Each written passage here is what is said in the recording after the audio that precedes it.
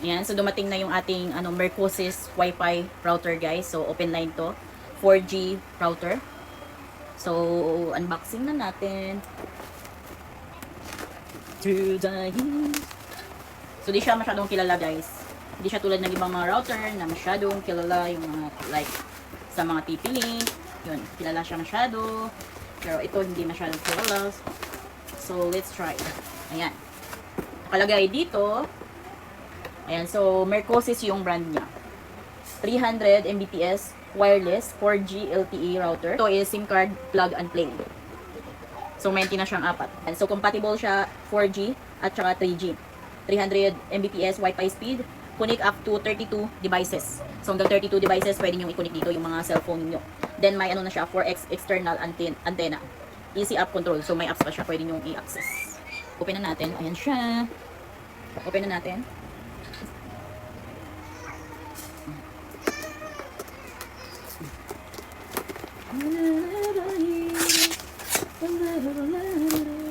So itong router na to guys, hindi to sa akin. Iba yung gamit ko, Tenda router. So di ko pa to na-try, kaya try pa natin. So sa mama ko to dahil kailangan niya ng wifi sa bahay nila. Sa amin Tenda. So mahal yun kasi 5G. It's 9,000 plus Tenda. Open line din siya. So may charger. May kasama din siyang LAN cable. So kung may mga laptop kayo, computer, direksyon nyo na lang dito. Then the router. Wow. Apat yung antena niya. So maganda guys sa mga router is may mga antena. Mas mabilis makasagap ng hangin ay signal. Mercosys. Ayan, si Mercosys. Meron siyang quick installation guide. Ayan. So, ayan, ito na siya. Chan. So ngayon, lagyan natin to ng SIM card. So para malaman natin kung mabilis ba siya. So ito guys, open line na rin to. Kahit ang SIM card nyo ilalagay is pwede. Pero ito is 4G LTE Wi-Fi lang. So hindi siya 5G Pero kung halimbawa, lalo na sa mga areas na di abot ng 5G, so mas maganda to sa inyo. Gamit kayo ng 4G router Wi-Fi. Box. Tanggalin na natin yung mga ay, cool. Ayan, Sir Mercosys. And so may mga plastic pa dito sa gilid niya. So tanggalin pa natin. Mamaya na lang natin yung tanggalin. Ayan guys, so dito na yung sa power niya, yung para sa charger. Dito naman yung lagayan niya sa SIM card. Ayan. Then dito naman kung halimbawa i-reset niyo siya. Ayan, so kung gusto niyo i-reset yung wifi niyo, ito yung pipindutin niyo lang. Then ito yung LAN cable niya. LAN 3, LAN 2, LAN 1. Ito, 1 at saka LAN 4. Ayan, so ito yung power niya. Power. Dito naman yung mga light indicator niya. Ayan, yung light indicator niya. So nakalagay dito Mercosys. Ayan. So, ano siya guys, hindi siya tulad ng ibang router na parang mumurahin lang. Yung parang magaan masyado siya, may kabigatan din siya. So, let's try. Ayan, lagyan natin ng SIM card. Lagyan natin na siya ng SIM card. So, plug muna natin yung let's plug. So guys, manghilig ko sa yung hindi mga kilalang brand, pero yung legit store like mga Shopee Mall. So, pag Shopee Mall, at saka may brand, so pwede na try niyo. So, hindi ka lang sila kilala pero maganda yung mga product nila. Like si Tenda. So, Tenda yung gamit namin na 5G Wi-Fi router. Open line na din siya. Medyo mahal nga lang yun ng Tenda dahil nga is 9,000 plus siya. Ayan, nakalagay na yung power. Nilagay na natin yung power. Di na pa natin nalagay yung SIM card. So, lagay muna natin yung SIM card. Ay, wait.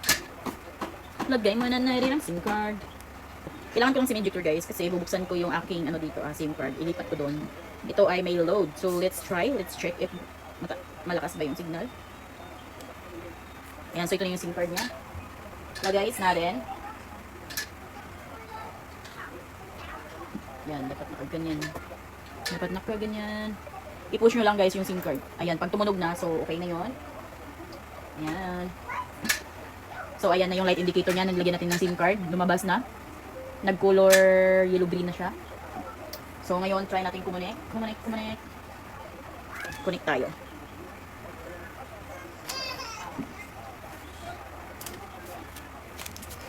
So, dito guys, sa manual na, quick installation guide. So, nakalagay naman dito yung mga LED indicators. So, kung anong mga meaning ng mga kulay niya, pag nagbi-blink.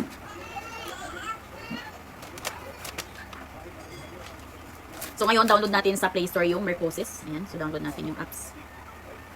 Yung apps sa Play Store, download natin Mercosis.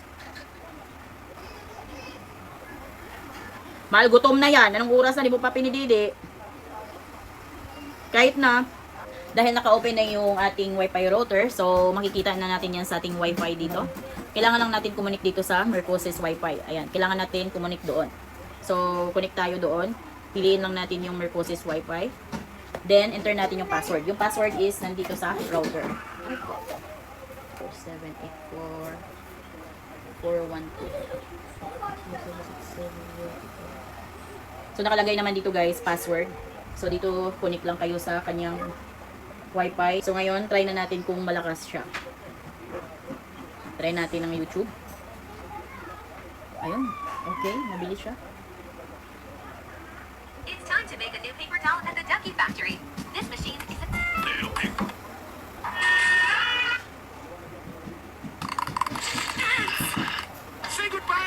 So, ngayon mag-download tayo ng apps. Try natin kung malakas ba siya. So, guys, yung nilagay kong SIM card is 5G. Gumo siya na 5G.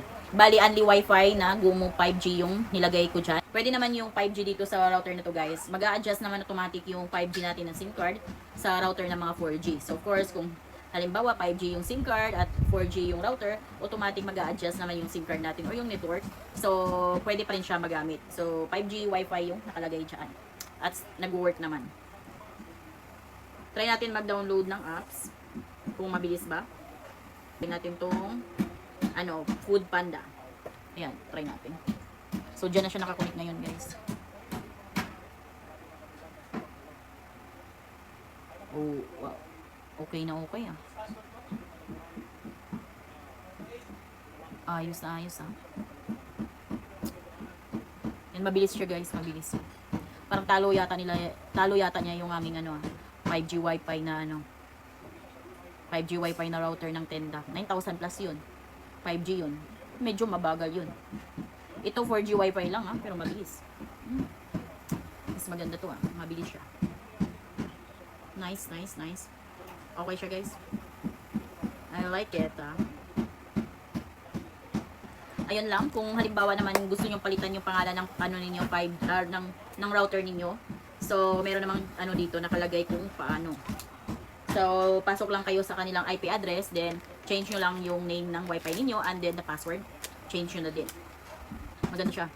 So, dahil sa mama ko to, after 1 week, let's see kung maganda ba talaga siya. So, after 1 week na dun to sa bahay ng mama ko, so magkalapit lang kami. After 1 week, let's see kung ganun pa rin yung signal niya, malakas pa rin. Yung ibang router kasi, after months, weeks, is lalabas na yung pagkamahina niya, nawawala yung signal. Maganda lang siya sa umpisa. Pero dito, let's wait ng mga ilang weeks kung okay ba siya, mabilis ba. So, ganun lang guys, yung ating review dito sa Mercosis. So, let's try and check after how many weeks kung still working pa rin ba, malakas pa rin. Basta sa akin ngayon, yung bilis ng kanyang internet is 9 or 8. Ayan, 9 or 8 yung bilis ng kanyang internet. Mabilis siya. 4G Wi-Fi lang at ang SIM card na ginamit ko is Gumo SIM card na 5G. So, ayan lang guys. Ayan guys, so after how many weeks, pumili ulit ako ng para sa akin. Dahil kailangan talaga sa work ko yung malakas yung Wi-Fi. Ayan, so dito minsan mahina yung 5G, kaya mas malakas yung 4G. Ang location ko pala is sa Rizal. Ayan, Teresa. So itong box na ito sa mama ko, yung isa akin, bumili ulit ako. Dahil nga malakas, so nagustuhan ko siya. After how many weeks, okay naman siya. Lalo na yung pag-upload. So dahil nga nagbablog ako, kailangan ko ng malakas or mabilis na pag-upload. So, yung Tenda Wi-Fi guys, pansin ko sa kanya, okay naman siya sa YouTube, sa mga browsing, so okay siya. Kaso, pagdating lang sa upload, mahina siya. So doon ko di nagustuhan yung Tenda Wi-Fi router. So, mas mura to, 1,600 plus lang. Samantala, yung Tenda ko is 9,000 pesos. 9,000 plus, so naka-sale pa yun. Yung regular price niya, kung di ako nagkakamali, 10,000 plus. Then, pag may sale, pwede nyo abangan, naka 9 plus siya. Ayan. So, ayan, ma-recommend ko siya sa inyo guys. Malakas siya. Hindi siya tulad sa ibang mga router na sobrang bagal. Marami na kasi akong na-try din ng mga Wi-Fi router.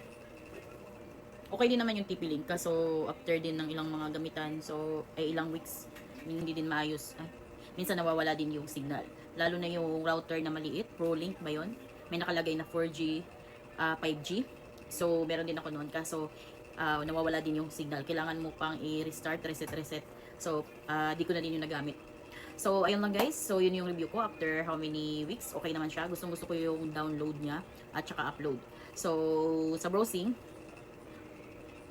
naman, sakto lang siya. Pero pagdating lang sa upload at download, yun yung gusto ko sa kanya. So guys, ilagay ko na lang yung link ng Shopee sa description kung saan ko nabili yung legit store ng Mercosis. So, ilagay ko sa comment section or kaya sa description ng video na ito yung link sa Shopee kung saan ko nabili yung legit na Mercosis na router na ito. So, doon kayo mag-check out para legit para legit yung ma-check out ninyo. So dahil yung iba naman is may mga hindi legit store, so dapat sa legit store kayo makabili ng router na ito. So ayun lang guys. So thank you for watching. So kung kayo bago dito sa aking vlog, please consider to subscribe para updated kayo lagi sa ating mga informative na mga videos. Thank you for watching. Disclaimer, I made this video to preserve our family memories. So please don't mind if the edits or the vlog aren't perfect. Thank you for watching.